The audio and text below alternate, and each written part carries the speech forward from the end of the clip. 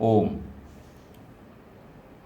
आज हम सांख्य दर्शन के चौथे अध्याय का आरंभ करेंगे।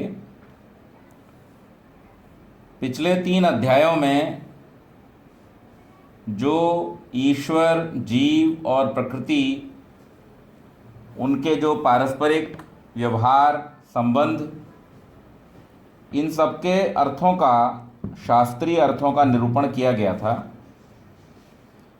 अब इस अध्याय में उन्हीं के अनुसार जो लोक में प्रसिद्ध कहानियां हैं, आख्यायिकाएं हैं, उनके द्वारा विवेक ज्ञान साधनों को प्रस्तुत किया जाएगा। तो इसमें हर सूत्र के साथ में लगभग एक कहानी है। कहानी के माध्यम से, उदाहरण के माध्यम से ये समझाया जाएगा कि लोक में उसका व्यवहार किस प्रकार से होता है। प्रथम सूत्र है राजपुत्रवत तत्वोपदेशात। तत्वोपदेशात, तत्व के उपदेश से विवेक ज्ञान हो जाता है राजपुत्रवत, राजा के पुत्र के समान। अब यहां आप पूछेंगे कौन से राजा के पुत्र के समान, तो उसके उत्तर में एक कहानी है। यहां पर वो कहानी ये है कि एक बार एक राजा का बेटा बहुत छोटी आयु में, दुधमोही आयु जिसको बोलते हैं, उस समय वो खो गया और वो पहुंच गया कहाँ? भीलों की बस्ती में, शबर जिन्हें बोलते हैं, भीलों की बस्ती में पहुंच गया। भीलों ने ही उसको पाला पोसा बड़ा किया, और जब वो बड़ा हो गया तो वो भी अपने आप को भील जाति का ही समझने लगा। लेकिन राजा का जो मंत्री था, उस मंत्री को उसकी निशानी मालूम थी। तो एक बार जब मंत्री को वो बालक मिला तो उसने पहचान लिया, और राजा के मंत्री ने उसको, ये जब पता चला कि राजा का पुत्र जीवित है और किसी जंगल में निवासी किसी व्यक्ति के पास में सुरक्षित है, तो मंत्री वहाँ पर गया और जाकर के उसने उस राजा के पुत्र को समझाया, और ये बात उसको समझा दी अच्छी तरह से, अच्छे प्रकार से, कि एक दुर्घटना में आप जो है वो राजा से बिछड़ गए थे, और आप वास्तव में इन जिन्होंने आपको पाला है ये आपके वास्तविक माता पिता नहीं हैं, आप राजपुत्र हैं, आपके माता पिता राजमहल में हैं। और जब उसको ये समझाया गया तो वो राजा का बेटा इस बात को समझ गया, और समझ करके फिर वो अपने आप को राजपुत्र मानने लगा। तो जब किसी अज्ञानी को, अविवेकी को तत्व के उपदेश से विवेक हो जाता है, या जिसे कहें हम कि यथार्थ तत्व का जब उसे किसी उपदेष्टा के द्वारा, उपदेशक के द्वारा उपदेश किया जाता है, तो वह व्यक्ति उसकी वास्तविकता को जान लेता है और उसके अज्ञान की निवृत्ति हो जाती है। इसी प्रकार आत्म विषयक अज्ञान के निवृत्त होने पर विवेक अर्थात प्रकृति पुरुष के भेद का साक्षात्कार हो जाता है, और वह अचेतन प्रकृति के बंधन से छूट जाता है। जो चेतन तत्व है वो अचेतन से मुक्त हो जाता है। फिर इसमें एक और बात आगे बतलाई कि कभी ऐसा भी होता है कि उपदेश एक को किया जाता है और उससे दूसरा व्यक्ति भी लाभ उठा लेता है। जैसे किसी एक के द्वारा प्रश्न किया गया सभा में, और उसका उत्तर जो बतलाया उपदेशक ने, उस उत्तर को सुनकर के दूसरे ने भी उसका लाभ उठाया। तो दूसरा सूत्र दिया पिशाच वदन्यार्थोपदेशेपि, पिशाच के समान अन्यार्थोपदेशे, अन्य के लिए अर्थ का वस्तु तत्व का उपदेश होने पर अपि भी दूसरे को विवेक ज्ञान का लाभ हो जाता है।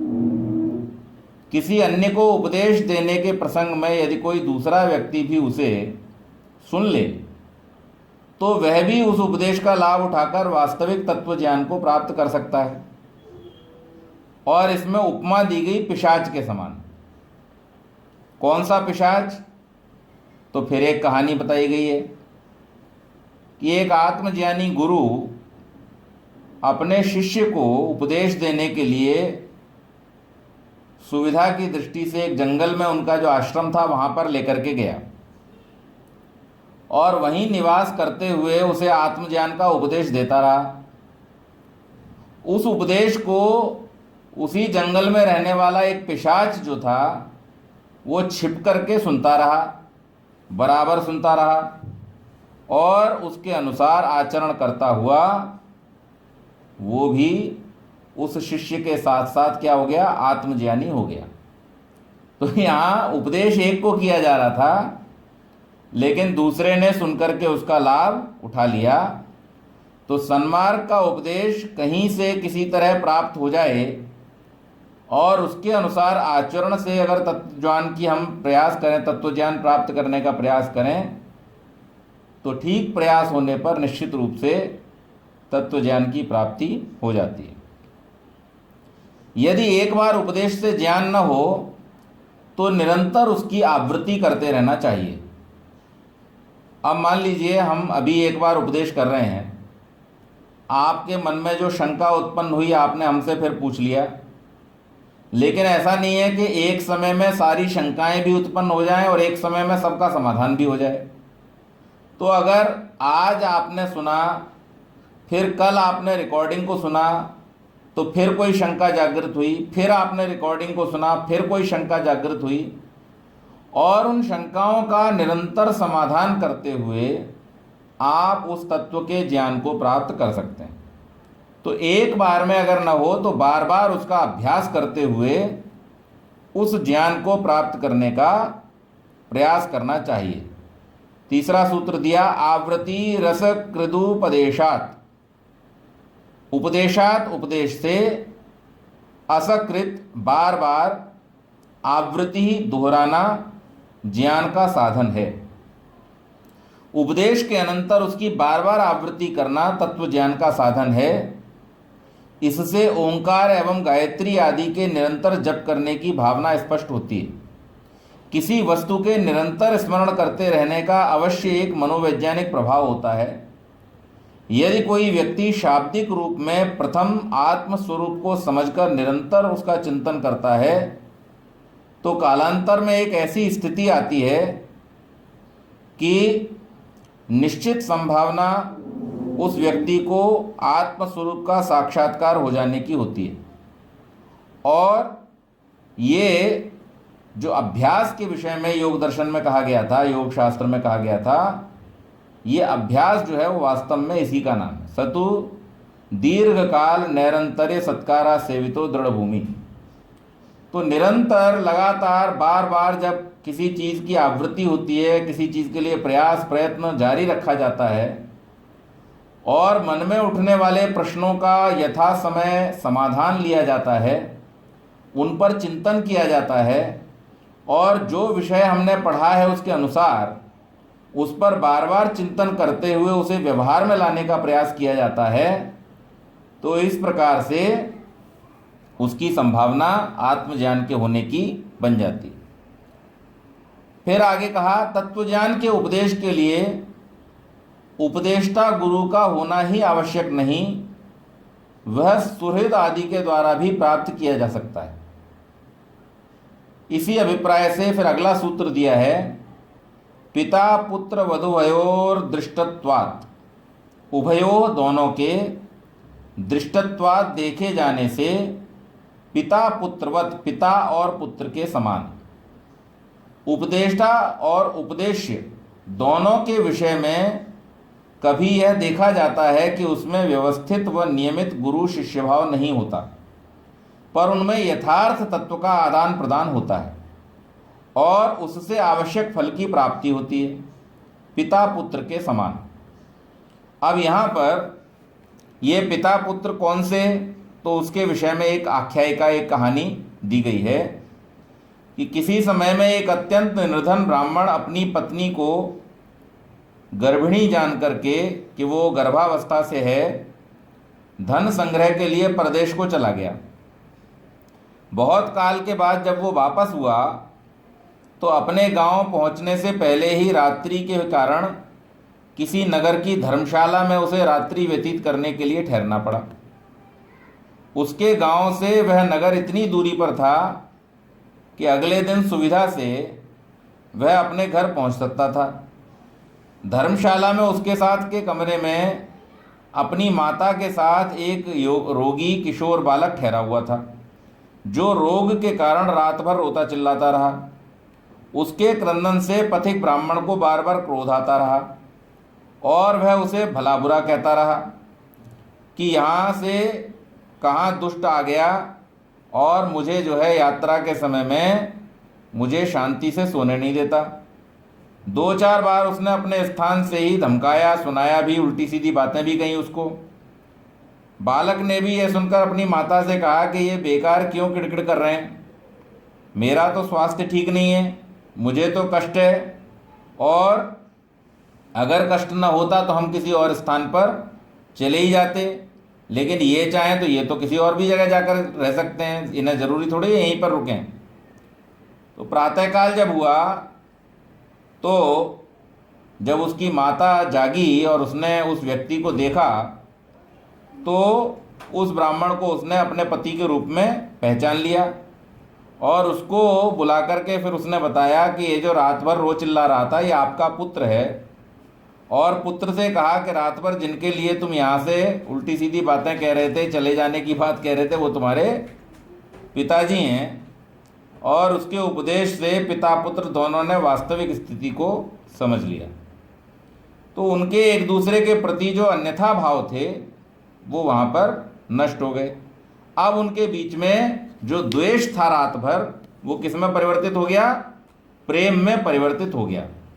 तो जैसे इस पिता पुत्र की कहानी में हमने देखा कि जब तक उनको ये पता नहीं था कि वो जो रोगी रोग के कारण से चिल्ला रहा है, कराह रहा है, वो मेरा पुत्र है, और जब तक उस पुत्र को ये पता नहीं था कि मेरे चिल्लाने के कारण से, मेरे कराहने के कारण से जो मुझे उल्टा सीधा कह रहा है वो मेरा पिता है, तब तक दोनों के बीच में द्वेष था। लेकिन जब उन्हें ये पता चल गया, उनकी माता ने और उनकी पत्नी ने जब उन्हें बताया कि पुत्र को पिता के बारे में और पिता को पुत्र के बारे में जब परिचय दिया, तो फिर जो उनका आपसी द्वेष था वो समाप्त हो गया। इसी प्रकार से कभी गुरु के बिना अन्य सुहृद आदि, यानी आपका कोई मित्र हो, आपका कोई संबंधी हो, उसके कथन मात्र से भी तत्व ज्ञान हो जाता है। और इस प्रकार के बहुत सारे उदाहरण जो हैं वो संसार में देखने को मिलते हैं। हम अगर कथानकों की दृष्टि से देखें तो तुलसीदास जी के जीवन में भी एक ऐसी ही कथा आती है। तुलसीदास जी जो थे वो अपनी पत्नी से बहुत प्रेम करते थे, बड़े आसक्त थे उनके प्रति, और उस आसक्ति के कारण एक बार भयानक तूफान में वो अपनी पत्नी जब मायके गई हुई थी तो उनके पास पीछे पीछे वहाँ चले गए और एक उनकी खिड़की में चढ़ने के लिए रस्सी समझ करके सांप को पकड़ करके चढ़ गए। ऐसी घटना जब हुई और उनकी पत्नी ने जब ऐसा होते हुए देखा तो उन्होंने उनको बड़ा दुत्कारा, उनको समझाया, डांटा, और उनके डांटने से, समझाने से तुलसीदास जी को वैराग्य उत्पन्न हुआ। तो ऐसे और भी बहुत सारे उदाहरण हैं। अंगुलीमाल का एक उदाहरण आता है, अब वो कितना सच है कितना झूठ है अलग बात, लेकिन एक उदाहरण आता है कि अंगुलीमाल नाम का डाकू था जो बहुत सारे दुष्कर्मों में था, एक सन्यासी के उपदेश से वो ठीक हो गया। इसी प्रकार से रत्नाकर डाकू के विषय में एक उदाहरण आता है, वो भी ठीक हो गया। हम अगर अपने निकट भूतकाल में देखें तो एक मुगला नाम का डाकू था, बहुत प्रसिद्ध डाकू था मुगला नाम का।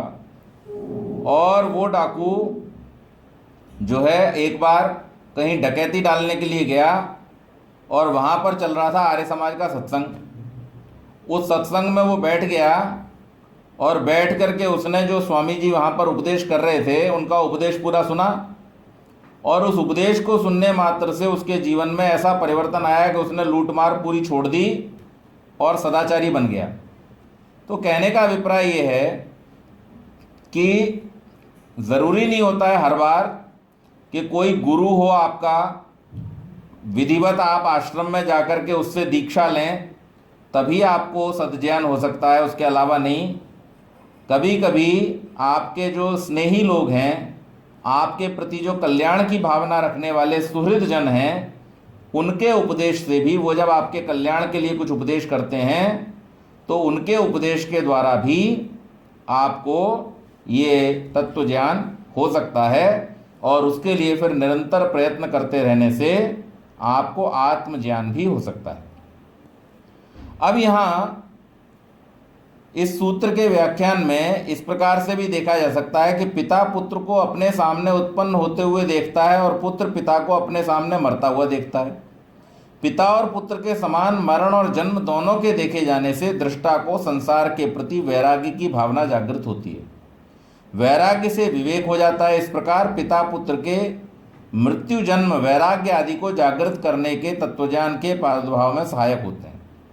तो यहाँ इस सूत्र में इस अर्थ को भी ले सकते हैं हम कि जो पिता है वो अपने पुत्र का जन्म होता हुआ देख रहा है और जो पुत्र है वो अपने पिता की मृत्यु होते हुए देख रहा है। तो एक व्यक्ति अपने जीवन में जन्म भी देखता है और मृत्यु को भी देखता है। इस कारण से इस जन्म और मृत्यु का तत्व समझ में आ जाने से भी उसको तत्वज्ञान और वैराग्य होने की संभावना बनी रहती है। तो इस सूत्र का इस प्रकार से भी अर्थ किया जा सकता है। ज्ञान की निष्पत्ति में त्याग की भावना अत्यंत आवश्यक है। वैराग्य हो जाने पर भी त्याग भावना को दृढ़ बनाना चाहिए। इसी आशय को लेकर अगला सूत्र है, श्येनवत् सुखी दुखी त्याग वियोगाभ्याम। त्याग वियोगाभ्याम, त्याग और वियोग से सुख दुखी, सुखी और दुखी होता है श्येनवत्, श्येन के समान। अब यहाँ पर फिर एक उदाहरण दिया है, अनावश्यक वस्तुओं का संग्रह सदा दुख का कारण होता है। इसलिए आत्म जिज्ञासु को परिग्रह से सदा बचना चाहिए। हम लोगों ने पहले भी इस बात को पढ़ा है योग दर्शन में। अपरिग्रह जो है वो एक हमारा यम है, अहिंसा, सत्य, अस्तेय, ब्रह्मचर्य और अपरिग्रह। तो अपरिग्रह हमारा 5वां यम है, और वो वैराग्य की स्थिति को प्राप्त करने के लिए चित्त की वृत्तियों के निरुद्ध होने के लिए आवश्यक वस्तु बताई गई है। तो वस्तु को स्वयं त्याग कर देना सुख की स्थिति को उत्पन्न करता है। यदि किसी का बलात् वस्तु से वियोग करा दिया जाए तो उसके लिए वो दुखदायी हो जाता है। यहाँ पर एक कवि की बड़ी सुंदर पंक्तियाँ हैं कि दान मनुज का प्रकृति धर्म है, मनुज व्यर्थ डरता है। एक दिवस तो स्वयं उसे सब कुछ देना पड़ता है। जीते वही समय पर जो सर्वस्व दान करते हैं। ऋतु का जिनको ज्ञान नहीं वो देकर भी मरते हैं।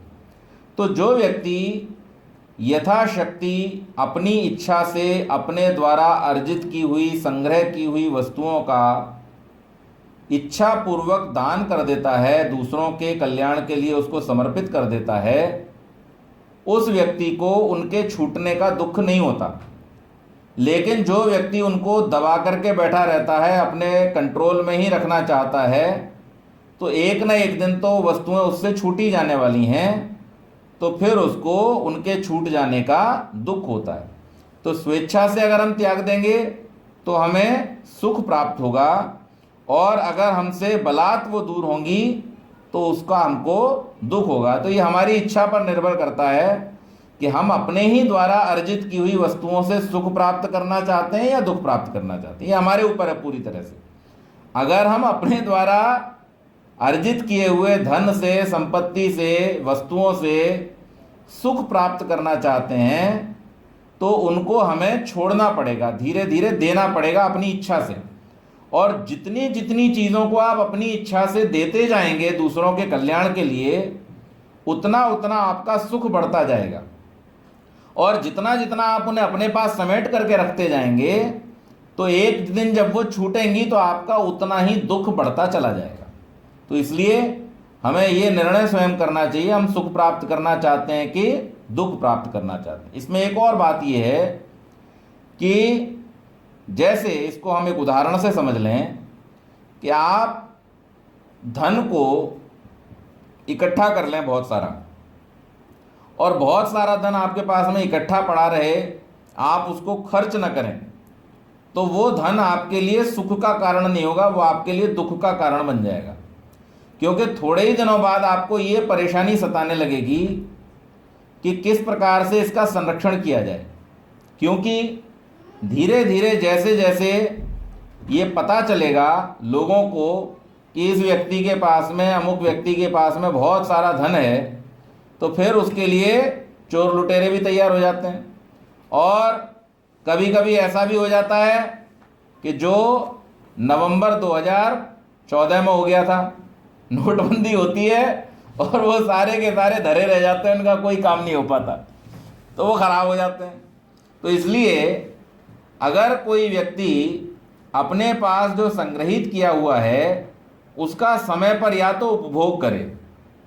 धन की 3 गतियां हैं, दान, भोग और नाश। सबसे उत्तम गति क्या है? दान, जो उस धन को स्थायी कर देती है। दूसरी गति है भोग, तो भोग से कम आपको तृप्ति मिलती है, शारीरिक सुख मिल जाता है, स्थायी नहीं होता। और अगर आप न भोग कर पाए न दान कर पाए तो नाश तो वो ऑटोमेटिकली हो जाता है। तो इसलिए हमें ये देखना चाहिए कि हम अपने पुरुषार्थ से, मेहनत से, अपनी बुद्धि से जो धन और संपत्ति इकट्ठा कर रहे हैं उसका हमें कौन सा उपयोग करना है। तो अगर हम चाहते हैं कि उसका सुख और उससे जुड़े हुए जो हमारे सुख हैं वो दीर्घ काल तक बने रहें, लंबे समय तक के लिए उनका अस्तित्व बना रहे, तो फिर हमें पहली जो सबसे उत्तम गति है उसके विषय में सोचना चाहिए, अर्थात दान के विषय में सोचना चाहिए। आप जो दूसरों के कल्याण के लिए, समाज के कल्याण के लिए लगा देंगे वो स्थायी हो जाएगा और उससे आपकी कीर्ति, आपका यश बढ़ेगा। और यश की आयु जो है वो स्थायी आयु होती है। आज हम रामचंद्र जी को, आज हम कृष्ण भगवान को, या जितने भी इस देश में और विश्व में महापुरुष हुए उन सबको इसलिए नहीं जानते कि उन्होंने कितना इकट्ठा किया था, बल्कि हम उन्हें इस रूप में जानते हैं कि उन्होंने समाज के लिए, राष्ट्र के लिए कितना त्याग किया था। तो त्याग जो है, दान जो है, वो इस सुख को स्थायी कर देता है। और दूसरा है भोग। अगर आप दान नहीं करना चाहते, त्याग नहीं करना चाहते, तो कम से कम अपने लिए उपभोग करें। तो जो अपने लिए आप उपभोग करेंगे वो थोड़े समय के लिए होगा। जैसे आपने बहुत बढ़िया भोजन कर लिया, तो कितना भी बढ़िया, कितना भी महंगा भोजन कर लिया, आजकल एक जानकारी, क्योंकि अब सोशल मीडिया पे सबकी पर्सनल जानकारियां भी बहुत सारी शेयर होती रहती हैं, तो अभी थोड़े दिन पहले आप सब लोगों ने सोशल मीडिया पे देखा होगा कि अंबानी जी के घर में जो चाय पी जाती है वो एक कप 3 लाख रुपए का पड़ता है। इतना महंगा वो सेट है कि वो जो एक कप है वो 3 लाख रुपए का है। जापान की कुछ वो स्पेशल क्रॉकरी है जिसको वो खरीदते हैं, और उस एक कप की कीमत 3 लाख रुपए है। और 3 लाख रुपए वाले कप में जब आप बैठ करके चाय पियोगे तो चाय भी थोड़ी महंगी वाली होगी, तो 10-20 हज़ार की तो चाय भी होगी कम से कम। तो इस प्रकार से आप भोग करेंगे तो आप महंगे से महंगा भोग कर सकते हैं, उसमें स्वर्ण आदि के भस्म मिश्रित करके आप उसे और महंगा बना सकते हैं, लेकिन वो कितने समय के लिए? थोड़ी देर के लिए। उससे आपको जो सुख मिला, एक समय के भोजन का, एक समय की चाय का सुख मिलेगा, लेकिन वो दीर्घ काल तक रहने वाला नहीं है, वो टेम्परेरी है। और अगर आपने इन दोनों में से कोई भी काम नहीं कर पाया तो फिर आप उस धन के चौकीदार हैं, केवल आप उसके मालिक नहीं हैं। हम लोग प्रार्थना करते हैं प्रतिदिन मंत्रों में, वयम श्याम पतयो रयिणाम, हे परमेश्वर हमें आप ऐसी बुद्धि ऐसी शक्ति दो कि हम अपनी धन संपत्ति के स्वामी बने। और वहां पर अगर आपने न उसका दान किया न उसका भोग किया तो आप कौन हो गए? आप हो गए चौकीदार। चौकीदार का काम क्या होता है? बैंक के बाहर बंदूक लेके खड़ा रहता है। अब वो 1 रुपया खर्च नहीं कर सकता, वो क्या करेगा? बैंक के बाहर बंदूक लेके खड़ा रहेगा, उसकी रखवाली करता रहे। तो आपकी जो स्थिति है, फिर अगर आपने न दान किया ना आपने उसको अपने लिए खर्च किया तो फिर आप हो गए चौकीदार। तो आप देखें, ये हमें खुद डिसाइड करना है कि हम क्या बनना चाहते हैं। लेकिन शास्त्र जो बात कह रहा है वो ये है कि त्याग के बिना मुक्ति संभव नहीं है। मुक्ति के लिए, ज्ञान की प्राप्ति के लिए और विशेष रूप से आत्मज्ञान की प्राप्ति के लिए, आत्मज्ञान की प्राप्ति के लिए त्याग की बहुत आवश्यकता होती है। इसलिए हमें उसके विषय में भी विचार करना चाहिए। अब यहाँ पर इसमें एक उदाहरण दिया है कि अपनी स्थिति को अनुकूल बनाए रखने के लिए आध्यात्म मार्गी को यह आवश्यक है कि वह अपनी त्याग भावना को सदा जागृत रखे। त्याग और वियोग में यथाक्रम सुख और दुख की स्थिति को समझने के लिए यहाँ शेन का एक दृष्टांत दिया गया है। शेन एक पक्षी है जिसे लोक भाषा में बाज कहा जाता है। बाज आप जानते ही हैं सब। इस विषय में आख्यायिका निम्नलिखित रूप में है कि एक व्यक्ति की कभी शिकार करने के लिए वो जंगल में गया। उसकी शिकार करने की आदत थी और शिकार करने के लिए वो जंगल में गया। वहाँ उसे एक बाज का बच्चा मिला, असहाय अवस्था में पड़ा हुआ, और उसने क्या किया? उस बच्चे को उठा लिया और अपने घर ले आया। दाना पानी देकर उसे पाल पोस लिया। धीरे धीरे जब वह समर्थ हो गया तो उस व्यक्ति ने यह सोचकर कि मैं इसे अब बंधन में क्यों रखूं, जंगल में छोड़ दिया। अब वो जो बाज का बच्चा था बंधन से छूट जाने के कारण सुखी हो गया, पर अपने पालक पोषक व्यक्ति के साथ जो उसका वियोग हुआ उस कारण से दुखी है।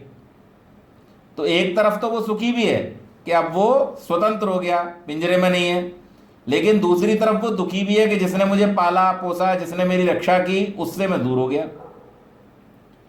तो अब यहाँ पर संसार में सदा सुख और दुख जो है वो मिश्रित रहेगा। इसी प्रकार से कोई भी जो कार्य जीवन में आप करते हैं या किन्हीं भी पदार्थों से आपका जो संयोग और वियोग होता है वो सुख और दुख दोनों का कारण होता है। अभी तक संसार में किसी ऐसे साधन का निर्माण नहीं हो पाया और अतीत को देखते हुए न भविष्य को देखते हुए ऐसे निर्माण की संभावना है कि जिसमें केवल सुख का आदान कर लिया जाए और दुख को छांटकर अलग फेंक दिया जाए, सिवाय इसके कि दोनों का ही हम त्याग कर दें। तो अगर आपको संसार में दुख से बचना है तो सुख का भी त्याग करना पड़ेगा। ये एक बहुत विचित्र नियम इस संसार का है। इस संसार का ये इतना विचित्र नियम है, और मैं अक्सर आप लोगों के बीच में एक मंत्र बोलता हूँ, यजुर्वेद के 40वें अध्याय का दूसरा मंत्र। उस मंत्र में इसी प्रकार की विचित्र बात की गई है। वहां पर कहा गया है कि कुर्वन्ने वेह कर्माणि जिजी विशेषतम समा एवं त्वयि नान्य थे तोस्ति न कर्म लिप्यते नरे। मंत्र कह रहा है कि यह मनुष्य तू कर्म करते हुए 100 वर्ष तक जी, क्योंकि इसके अलावा तेरा कर्म से मुक्ति का और कोई उपाय नहीं है। अब आश्चर्य इस बात का है कि कर्म करते हुए जी, लेकिन कर्म से मुक्ति का उपाय यही है। तो यहां पर यही बात कही गई है कि सुख से, अगर हमें दुख से मुक्ति चाहिए तो हमें सुख के साधनों से मुक्ति ढूंढनी पड़ेगी, क्योंकि संसार का प्रत्येक सुख देने वाला साधन अपने अंदर दुख को छुपाए हुए है और एक समय के बाद में वो दुख देना शुरू कर देता है। इसलिए यदि किसी की अगर किसी की इच्छा इस प्रकार की है कि वो ये चाहता है कि मैं संसार के दुखों से सदा के लिए छूट जाऊं, तो उसे प्रयत्न ये करना होगा कि वो संसार के सुखों से सदा के लिए छूटने का प्रयास करे। दुखों से छूटना सब चाहते हैं, इसलिए दुखों से छूटना बहुत आसान है। दुख के साधनों को छोड़ना भी बहुत आसान है। और आम तौर पर जब लोग वैराग्य की बात करते हैं तो वैराग्य में अगर आप उनसे पूछेंगे किन किन चीज़ों से आपको वैराग्य हुआ है, तो आपको ये देखने को मिलेगा बड़े आश्चर्यजनक रूप से कि जिन चीज़ों से उनको किसी प्रकार का कष्ट, किसी प्रकार का दुख प्राप्त होता है, बस उन्हीं चीज़ों से वैराग्य होता है। लेकिन जिन चीज़ों से उनको सुख प्राप्त हो रहा है, उन चीज़ों से वैराग्य नहीं होता, उन चीज़ों में उनका राग बराबर बना रहता है। तो यहाँ पर दर्शनकार ये समझाने की कोशिश कर रहे हैं, कपिल मुनि ये कहते हैं कि क्योंकि हर सुख के साधन में दुख छुपा हुआ है, इसलिए यदि तुम दुखों से छूटना चाहते हो तो सुखों के त्याग के लिए भी तुमको तत्पर रहना चाहिए। आगे बतलाया त्याग के लिए ये उदाहरण एक और दिया है, अहिर निर्वलयिनीवत, अहिर निर्वयिनीवत। ये क्या है? सांप की जो कैंचुली होती है, वो सांप की कैंचुली के समान। जिस प्रकार सांप अपने ऊपर आवृत पूरी त्वचा अर्थात कैंचुली को हेय समझकर अनायास छोड़ देता है और उसमें फिर आदान बुद्धि नहीं करता, इसी प्रकार जो मोक्ष की इच्छा रखने वाला व्यक्ति है, मुक्ति की इच्छा करने वाला जो व्यक्ति है, वो जो चिरकाल से भोगता आ रहा है जिस प्रकृति को, उस प्रकृति को हेय समझ करके और उसको छोड़ देता है। इसी प्रकार से ये कहा गया है कि जैसे सांप अपनी कैंचुली को बिल के द्वार पर या आसपास छोड़ देता है, पर उसका मोह उसमें बना रहता है और वह उसको मिट्टी धूल में पड़े हुए देखकर अतृप्त रहता है, उसके सामीप्य को छोड़ना नहीं चाहता, कैंचिली को देखकर कोई सपेरा सांप की ताक में रहता है और अवसर पाकर उसे पकड़ लेता है, सांप इस कारण से बंधन में पड़ जाता है। इसी प्रकार जो व्यक्ति ममता के कारण से विषयों में स्नेह करता है, वो बंधनों में पड़े हुए उनके साथ जुड़े अनर्थ में पड़ जाता है और बहुत प्रकार के दुखों को जीवन में भोगता है। तो यहाँ पर एक ही उदाहरण से दो तरह से समझाया गया इस बात को।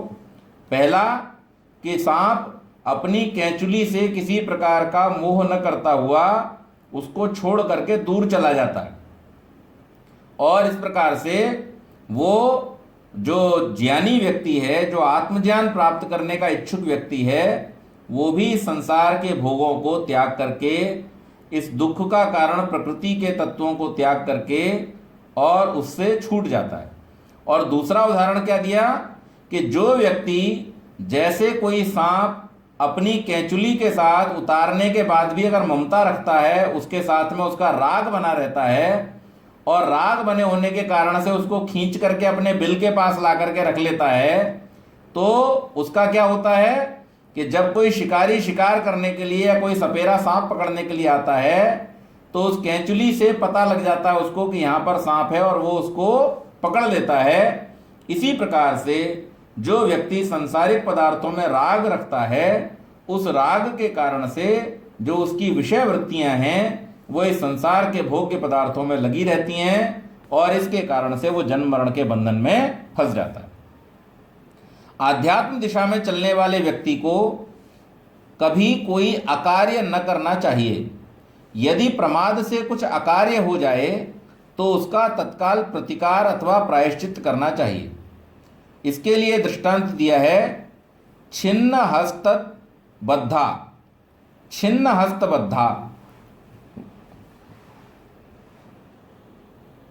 हाँ, ये सूत्र है छिन्न हस्त वद वा, ये थोड़ा यहाँ स्प्रिंट है, छिन्न हस्त वद वा, वा मतलब अथवा, छिन्न हस्तवत कटे हाथ वाले के समान। अब यहाँ पर एक कथा दी गई है उदाहरण के रूप में कि पुरा काल में शंख और लिखित नाम के दो भाई अपने अपने आश्रमों में निवास करते थे। एक बार छोटा भाई लिखित अपने बड़े भाई शंख के आश्रम में गया और पर आश्रम सूना था। कार्यवश शंख कहीं बाहर गए हुए थे। लिखित ने वृक्षों के पके फल लगे हुए देखे और उन्हें तोड़कर खा लिया। शंख ने वापस आकर भाई से फलों के विषय में पूछा तो उसने बताया कि मैंने खा लिए। बड़े भाई ने कहा कि तुम्हारा ये काम चोरी के अंतर्गत आता है, अब तुम्हें इसका तत्काल प्रतिकार अथवा प्रायश्चित करना चाहिए, अन्यथा तुम्हारे तपस्या कर्म में हीनता आ जाएगी और तुम्हारा अधिक पतन होने की संभावना बन जाएगी। लिखित ने राजा के पास जाकर अपना अपराध कहा और दंड के लिए निवेदन किया। उसे हस्तच्छेद का दंड दिया गया। अभिप्राय यह है कि कोई भी अकार्य करने से व्यक्ति सन्मार्ग से भ्रष्ट हो जाता है। उन्मार्गगामी व्यक्ति कभी आत्मज्ञानी नहीं हो सकता। इसलिए आध्यात्म मार्ग पर चलने वाले व्यक्ति को अकार्य के परित्याग में सदा सचेत रहना चाहिए। तो यहाँ पर ये जो कथा दी गई, इस कथा में बड़े सरल तरीके से बतलाया गया है कि दो भाई आश्रम में रहते थे। एक भाई दूसरे के आश्रम में गया, भाई था नहीं, उसने उसके पेड़ से तोड़ करके फल खा लिए। फल खा लिए तो बड़े भाई ने लौट करके उससे पूछा, फल किसने खाए? उसने कहा मैंने खाए। उन्होंने कहा ये बिना पूछे तुमने खाए, इसलिए ये चोरी हो गई। क्योंकि हम लोगों ने पढ़ा था कि अस्तेय क्या है? किसी की आज्ञा के बिना उसकी वस्तु को छूना चोरी कहलाता है, अस्तेय कहलाता है। तो स्तेय के अंतर्गत ये आ गया, चोरी के अंतर्गत आ गया। और हमारा व्रत तो अस्तेय का है, इसलिए तुम्हें अब इसका प्रायश्चित करना चाहिए। तो प्रायश्चित किस प्रकार से हो? तो प्रायश्चित होगा दंड भोग करके। तो वो राजा के पास चला गया, राजा से जाकर के कहा कि आप मुझे बताइए इसका क्या दंड होता है। राजा ने विधान के अनुसार बतला दिया कि चोरी करने वाले के हाथों को काट दिया जाना चाहिए, और उसके हाथों को काट दिया गया। इसलिए जो आत्मज्ञान के मार्ग पर चलने वाले लोग हैं, उनको ये चाहिए कि अपने प्रत्येक कर्म को वो सोच विचार करके करें, अन्यथा ऐसा न हो कि बाद में उसको उसके लिए दंड भोगना पड़े या उसके लिए उनको क्षमा याचना या प्रायश्चित की स्थिति करनी पड़े, क्योंकि उससे उनके अध्यात्म के मार्ग में बाधा उत्पन्न होती है। आत्मज्ञान के मार्ग पर चलने वाले व्यक्ति को ज्ञान के अंतरंग साधनों के अतिरिक्त अन्य विषयों का चिंतन नहीं करना चाहिए, क्योंकि ऐसा चिंतन योगी की प्रवृत्ति को संसार की ओर बहकाने वाला होता है। सूत्रकार ने इसके विषय में भी बतलाया है, असाधनानुचिंतनम बंधाय भरतवत। असाधनानुचिंतनम, असाधन का बार बार चिंतन, बंधाय बंधन के लिए होता है, भरतवत, भरत के समान। अब यहाँ फिर एक कथा के माध्यम से समझाया गया है कि आत्मज्ञान के जो साधन नहीं हैं, उनका बार बार चिंतन करना विषयों की ओर प्रवृत्ति का कारण बन जाता है। उससे आत्मज्ञान में बाधा उपस्थित हो जाती है। यद्यपि वह कार्य अकार्य अथवा अकर्तव्य नहीं होता, भरत के समान, जैसे कि योगी भरत को दीन अनाथ हिरण शावक का पालन पोषण एवं प्रतिक्षण तद विषय ही चिंतन पुनः बंधन में पड़ जाने का कारण बन गया। एक कथा पुराणों में आती है कि सतयुग में भरत नाम के एक राजऋषि थे, आत्मज्ञानी और जीवन मुक्त व्यक्ति थे। एक बार जंगल में उन्होंने देखा कि एक हिरणी का बच्चा जो है वो पड़ा हुआ है और उसको जन्म देकर के हिरणी जो थी वो मर गई।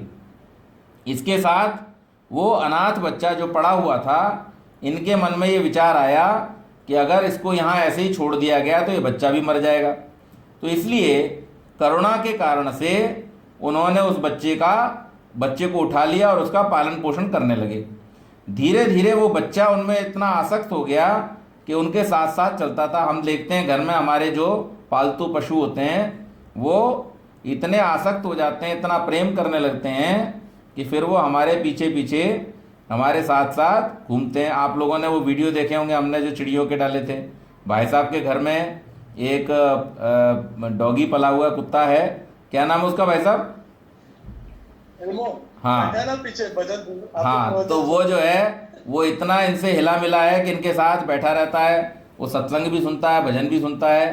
तो इस प्रकार से क्या होता है कि जिनका पालन पोषण हम प्रेम के साथ करते हैं वो बहुत आसक्त हो जाते हैं, और आसक्त होने के कारण से फिर वो जो हिरण का बच्चा था उन ऋषि के पीछे पीछे चलता रहता था। मृत्यु समय में वह उसी का ध्यान करता हुआ प्राण छोड़ गया, और जब ऋषि ने उस हिरण के बच्चे का ध्यान करते हुए प्राण छोड़ा तो जो जीवन भर की उनकी तपस्या थी, जिसमें उन्हें आत्मचिंतन करना था, ईश्वर का चिंतन करना था, उसकी बजाय हिरण के बच्चे में आसक्त होकर के वो हिरण के बच्चे के चिंतन में लग गए और वो मुक्त न होकर उन वासनाओं के कारण से हिरण के शरीर में ही उनको अगला जन्म मिल गया। तो इस प्रकार से फिर से उनको बंधन में आना पड़ गया। अब हिरण के शरीर में तो मुक्ति होगी नहीं, तो फिर जन्म जन्मांतर का चक्कर पड़ गया। तो इसलिए यहाँ पर कहा है कि जो असाधन है, अर्थात जो आध्यात्म के मार्ग में साधक नहीं है, उन साधनों का चिंतन एक आत्मज्ञानी को, एक आध्यात्म मार्ग के पथिक को नहीं करना चाहिए। योगी को एकांत में, तो यहाँ पर ये बात आई कि इसीलिए जो योगी लोग हैं, तपस्वी लोग हैं, वो कहाँ चले जाते हैं? एकांत में चले जाते हैं। अधिक से अधिक समय उनको एकांत में इसीलिए बिताना चाहिए क्योंकि संसार में अच्छी और बुरी दोनों प्रकार की घटनाएं होती हैं और इन दोनों प्रकार की घटनाओं के कारण से कभी राग तो कभी द्वेष हमको आकर के घेर सकता है।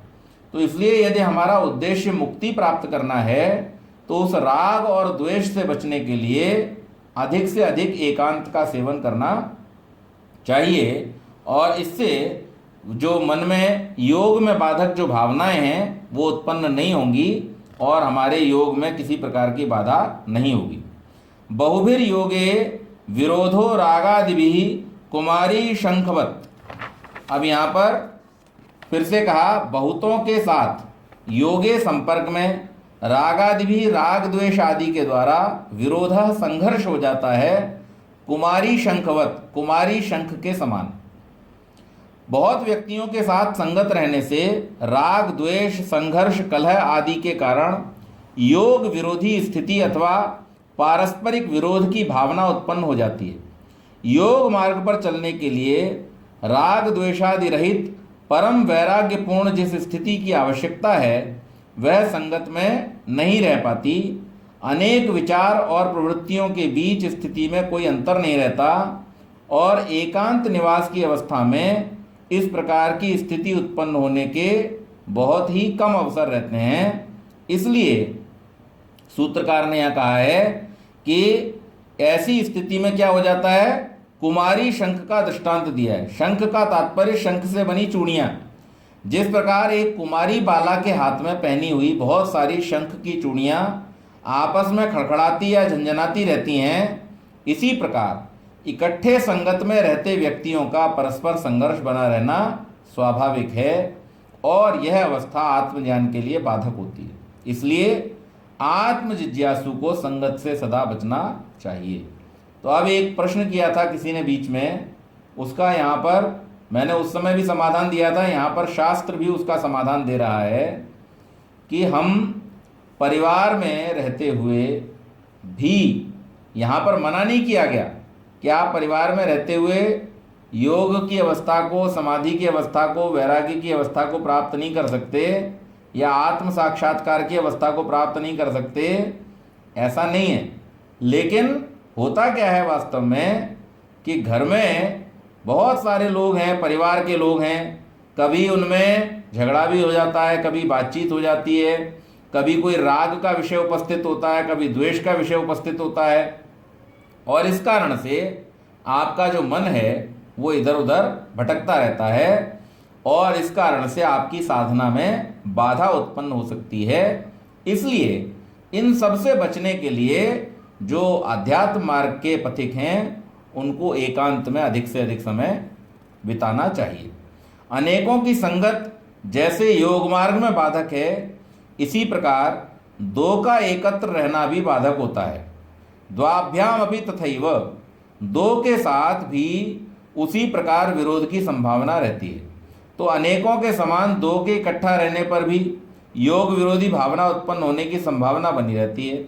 दो के एक साथ रहने में यदि उतनी अधिक राग द्वेष आदि उत्पन्न होने की संभावना न भी रहे तो भी आपसी बातचीत आदि में समय व्यर्थ नष्ट होने के कारण से उसका भय तो बना ही रहता है। तो अगर मान लीजिए पूरा परिवार साथ में न रहे लेकिन दो लोग भी साथ में रहें, उदाहरण के लिए पति पत्नी, तो उस स्थिति में भी क्या दिक्कत है कि भाई कुछ नहीं होगा तो बात ही करो। अब बात करने में भी क्या हो रहा है, समय की हानि तो हो ही रही है।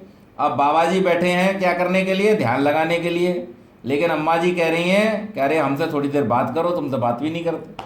अब वहाँ पे फिर क्या होगा कि या तो समाधि लगा लो या फिर बात कर लो। तो इसलिए कपिल मुनि कह रहे हैं कि दो की स्थिति में भी बाधा उत्पन्न होते, एकांत ही आवश्यक है। जब आप चाहते हैं कि आपको, या तो आप इतने वैराग्यवान हो और आपका परिवार भी आपको इसमें सहयोग प्रदान करने वाला हो कि जब आप योग साधन करें तो उस समय आपको कोई छेड़े नहीं। आगरा में हमारे परिचित एक वैद्य जी हैं, उनका नाम है श्री मूलचंद वैद्य। अब मुझे पिछले 10 वर्षों से संपर्क नहीं हुआ, इसलिए मुझे पता नहीं वो अभी हैं कि नहीं हैं। जब मैं 10 वर्ष 15 वर्ष पहले उनसे मिला था तो काफ़ी वयोवृद्ध थे। उन्होंने क्या किया, उनके 2 बेटे, एक इंजीनियर एक डॉक्टर, संपन्न परिवार से, और उन्होंने संन्यास ले लिया। संन्यास लेकर के उन्होंने क्या किया कि अपने ही घर में उन्होंने अंडरग्राउंड एक बहुत बड़ा हॉल बनवाया, और उस हॉल का जो निर्माण हुआ वो इस प्रकार से हुआ कि उन्होंने उसकी जो अंदर की दीवारें थी वो सब पत्थर से बनवाई, और एकदम उसका स्वरूप ऐसा था कि जैसे कोई गुफा हो, और उस गुफा में ही वो रहते थे। वो घर छोड़ के नहीं गए, लेकिन घर में रहते हुए भी वो कहाँ रहते थे, उस गुफा के अंदर रहते थे। और उनका अधिकतर समय जो था वो योग में, ध्यान में, समाधि में, इसी में जाता था। सिद्ध व्यक्ति थे। तो ऐसा भी किया जा सकता है अगर आपकी अनुकूलता है, अगर घर में सब आपको सहयोग करने के लिए तैयार हैं, अगर आपको घर में किसी प्रकार का डिस्टर्बेंस नहीं है, तो आप घर में रह कर के भी इस प्रकार से साधना को कर सकते हैं। लेकिन चूंकि ऐसा होना बहुत मुश्किल से होता है, तो इसलिए यहाँ पर ये कहा जाता है कि एकांत प्राप्त करने के लिए आप कहाँ जाएं, आश्रमों में चले जाएं, जंगल में चले जाएं, जहाँ पर आपको एकांत प्राप्त होगा। अब उसमें बाधा कहाँ पर आती है, उसमें बाधा यहाँ आती है कि जब हम जैसे ही जंगल जाने की बात करते हैं तो मन में ये विचार आता है कि जंगल में तो सुरक्षा का खतरा होगा, ध्यान कौन रखेगा, क्योंकि हम तब तक ये समझ रहे होते हैं कि हमारा शरीर ही हम हैं। लेकिन जो व्यक्ति इस बात को समझ लेता है कि हम शरीर नहीं है, हम तो आत्मा हैं, और हमारा जो उद्देश्य है वो इस शरीर और शरीर के बंधनों में पड़ने से छूटना ही है, तो वो इन सब बातों की परवाह किए बिना जंगल में जाकर के, एकांत में जाकर के, किसी उपवन में जाकर के झोपड़ी डाल के और अपना वहाँ पर भजन करता है, उपासना करता है, और समाधि लाभ प्राप्त करता हुआ वैराग्य की स्थिति को प्राप्त कर लेता है। और वैराग्य की स्थिति प्राप्त करके फिर वो अपने जीवन की मुक्ति का साधन करता है। तो यहाँ पर यह समझाने का प्रयास किया गया है कि इस प्रकार से जो अकेला है वो अकेला ही केवल इसको प्राप्त कर सकता है। फिर आगे कहा, योगी आशाओं के जाल से सदा बचा रहे, इसके ताने बाने में फंसकर चित्त का शांत रहना संभव नहीं। इसलिए लिखा है, निराशा सुखी पिंगलावत, आशा रहित सुखी सुख पाता है पिंगलावत, पिंगला के समान। मिथ्या आशाओं को छोड़कर संतोष और धैर्य के साथ रहने वाला व्यक्ति सुखी रहता है। योगी को आशाओं का सदा परित्याग करना चाहिए। एक्सपेक्टेशंस जो है हमारी, वो हमारे दुखों का कारण बनती हैं, राग और द्वेष का कारण बनती हैं। तो उस प्रकार की आशाओं को सदैव छोड़ देना चाहिए। आशा जाल योग मार्ग का परम शत्रु है। योग मार्ग पर चलने के लिए तीव्र वैराग्य का होना अत्यंत आवश्यक है। वैराग्य और कोई नहीं बल्कि केवल इतना है कि सांसारिक झंझटों का सर्वथा परित्याग कर देना। संसार और योग या आत्मज्ञान ये दोनों विरोधी मार्ग हैं, इनमें से किसी एक को चुनना होगा। यदि आपने संसार को चुना है तो वहाँ आशाओं का जाल बिछा हुआ है, उसमें फंसें और फंस करके हम चक्कर लगाते रहें। यदि आप आत्मज्ञान की ओर चल रहे हैं तो आशाओं को छोड़ करके सर्वथा उनका परित्याग ही उत्कट वैराग्य का उदाहरण है। यदि आप इस अवस्था में आ गए हैं तो आपका योग मार्ग निष्कंटक हो जाएगा और अनंत सुख जो मोक्ष का है वो आप प्राप्त कर सकेंगे। साधारण संसारी पुरुष भी जब आशा के कटु घूंट को छोड़ देता है तो वह भी संतोष और शांति के माधुर्य का अनुभव करता है। फिर ये जो आशा है, इसका उच्छेद करने वाला जो योगी है, उसके आनंद का तो कहना ही क्या है। इस प्रकार से किसी अति प्राचीन काल में पिंगला नाम की एक वैश्या थी। वह अपने प्रणयी की प्रतीक्षा में कभी रात रात भर बैठी रहती थी। वह इस आशा में रहती थी कि वह अब आया और अब आया, और इसी आशा में उसकी रात आंखों में कट जाती थी।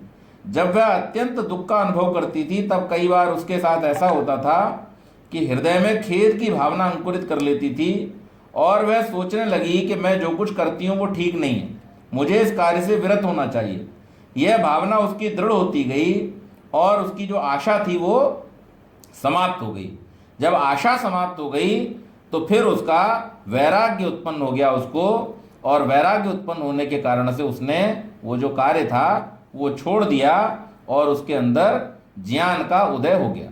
तो इस प्रकार से जब वह शांत चित्त होकर रात भर आराम से सोती थी, योगी को ये जो आशाएं हैं इसका परित्याग करके दृढ़ वैराग्य के मार्ग पर अभियान करना चाहिए, क्योंकि आशाओं से भरे हुए संतोष विहीन व्यक्ति विकृत चित्त में ज्ञान का उदय नहीं हो पाता। जैसे मलिन आदर्श में मुख का प्रतिबिंब नहीं उभरता, इसी प्रकार से हमारा भी जो चित्त जब तक मलिन रहेगा उसमें हम आत्म साक्षात्कार की स्थिति तक नहीं पहुंचेंगे। तो हम आज की चर्चा को ये 11वें सूत्र तक ही सीमित रखेंगे, और हमने आज ये देखा कि बहुत सारे उदाहरणों के माध्यम से ये बताने का प्रयास किया गया कि जो व्यक्ति आध्यात्म के मार्ग पर चल रहा है, किसी कारण से अगर वो अपना मार्ग भूल गया है, तो जैसे राजा का बेटा, उसको जब पता चला कि मैं राजपुत्र हूँ, तो वो तुरंत वापस आकर के और उसने अपने राजकाज को संभाल लिया। तो हमें भी जब पता चल गया है, संयोग से, परमात्मा की कृपा से, हमारे पिछले पुण्य कर्मों के प्रताप से अगर हमें ये जानने का अवसर मिल गया है कि जीवन का लक्ष्य क्या है, तो फिर उस लक्ष्य की प्राप्ति में हमें किसी प्रकार का संकोच, किसी प्रकार की देर करनी नहीं चाहिए। अगर हम फिर भी ऐसा करते हैं तो निश्चित रूप से हम बहुत ही दुर्भाग्यशाली हैं, क्योंकि जिसे पता नहीं चला और वो नहीं कर रहा है तो फिर उसको तो पता ही नहीं है, इसलिए उसका दोष नहीं है। हालांकि उसको भी इससे मुक्ति नहीं मिल जाएगी क्योंकि उसका दोष नहीं है, उसे भी प्राप्त करने का प्रयास करना चाहिए। लेकिन फिर भी हम कहते हैं कि अगर किसी कारण से जिसको पता नहीं चला वो नहीं भी कर रहा है, तो उतना दुर्भाग्यशाली नहीं है जितना कि वो दुर्भाग्यशाली है कि जिसको पता चल गया कि मुक्ति का मार्ग क्या है, जिसको पता चल गया कि मानव जीवन का उद्देश्य क्या है, जिसको ये भी पता चल गया कि ये मनुष्य जीवन हमें कितने पुण्यों के फलस्वरूप मिला है और दोबारा इसकी मिलने की संभावना जो है बहुत कम है अगर हमने इसका ठीक ठीक उपयोग नहीं किया। और उसके बावजूद भी अगर कोई व्यक्ति अपने समय को व्यर्थ के कार्यों में गंवाता है और अपनी मुक्ति का प्रयास नहीं करता है, तो उससे ज़्यादा दुर्भाग्यशाली कोई व्यक्ति नहीं हो सकता है। और जो उदाहरण दिए गए उन सभी उदाहरणों में केवल यही समझाने का प्रयत्न किया गया कि हम लोग ये समझने का प्रयास करें कि हमारे जीवन का वस्तुतः लक्ष्य क्या है और उस लक्ष्य की प्राप्ति के लिए ही हम तत्पर हो जाएं। इसमें जो बाधाएं हैं वो क्या हैं? अदान की प्रवृत्ति होना, जिनमें त्याग की प्रवृत्ति नहीं है, वो लोग कभी आत्मज्ञान के मार्ग पर आगे नहीं बढ़ सकते, क्योंकि त्याग से ही हमारे अंदर वैराग्य का उदय होता है, हमारे अंदर संतोष का उदय होता है। जब आप हवन में सामग्री को स्वाहा करते हैं तो उस स्वाहा के साथ में एक आहुति तो आप अग्नि में दे ही रहे होते हैं, लेकिन एक ऑटोमेटिक जनरेट होने वाला जो संतोष है वो आपके मन में उदय होता है और वो आपके मन को प्रसन्न करता है। स्वाहा में वास्तव में आप देखो, केवल क्रिया की दृष्टि से तो आपने क्या किया कि जो बढ़िया सामग्री आप पैसे से खरीद करके, अपनी मेहनत की कमाई से खरीद करके लाए थे, उसको उठा के आपने आग में डाल दिया। अब किसी आदमी से यूं कहो भाई 100 का नोट जेब से निकालो और उसमें तीली लगा दो, उसको क्या लगेगा? कितना बुरा लगेगा। लेकिन 100 नहीं, 500 रुपए की, 50,000 रुपए की सामग्री भी जो बड़े बड़े यज्ञ होते हैं उसमें भी हम क्या करते हैं? वो अग्नि में डाल देते हैं। लेकिन जब हम अग्नि में स्वाहा करते हुए उसको डालते हैं तो उस समय हमें वो 50 रुपए के या 100 रुपए के नोट को जलने का अनुभव होता है या संतोष का अनुभव होता है? वो संतोष का अनुभव जो है वो स्वाहा की भावना से उत्पन्न होता है, वो सामग्री के जलने से नहीं होता। सामग्री के जलने से तो जो उत्पन्न होगा वो सुगंधी है, वो वातावरण में फैलेगी, वो एक भौतिक क्रिया है। लेकिन आपने जो स्वाहा बोला है और स्वाहा के बाद में आपने मन के अंदर जो सुख का अनुभव किया है, जो तृप्ति का अनुभव किया है, वो तृप्ति उस भावना से उत्पन्न हुई है जिस भावना से आपने स्वाहा बोला है। तो इस प्रकार से जो त्याग की भावना है वो हमारे जीवन में संतोष देने वाली, हमको सुख देने वाली और हमें इस संसार के बंधनों से छुड़ाने वाली होती है। और उसके बाद अंत में क्या कहा कि जो आशाएं हैं, जो एक्सपेक्टेशन है हमारी दुनिया भर से, वो एक्सपेक्टेशन हमारे योग के मार्ग में सबसे बड़ी बाधा है। क्योंकि एक्सपेक्टेशन के कारण से ही, उन इच्छाओं के कारण से ही हम दूसरों से या तो राग रखते हैं या द्वेष रखते हैं। हमारा राग और द्वेष हमारी इच्छाओं के कारण से, आशाओं के कारण से है। जिससे हमारी एक्सपेक्टेशन पूरी होती है उसके प्रति हमारा राग है, जो हमारी एक्सपेक्टेशन पे खरा नहीं उतरता उससे हमारा द्वेष हो जाता स्वाभाविक रूप से। तो ये आशा जो है, ये हमारे जो बहुत बड़े दो क्लेश हैं राग और द्वेष के रूप में, उनको जनित करने वाली हैं, उनको उत्पन्न करने वाली हैं। तो इसलिए इन आशाओं से बचना चाहिए, त्याग की भावना को उदय करना चाहिए और सत्य को ग्रहण करने में, असत्य को छोड़ने में सर्वदा उद्यत रहना चाहिए। तो आज की चर्चा को हम यहीं पर समाप्त करेंगे। बहुत बहुत धन्यवाद। धन्यवाद आचार्य जी।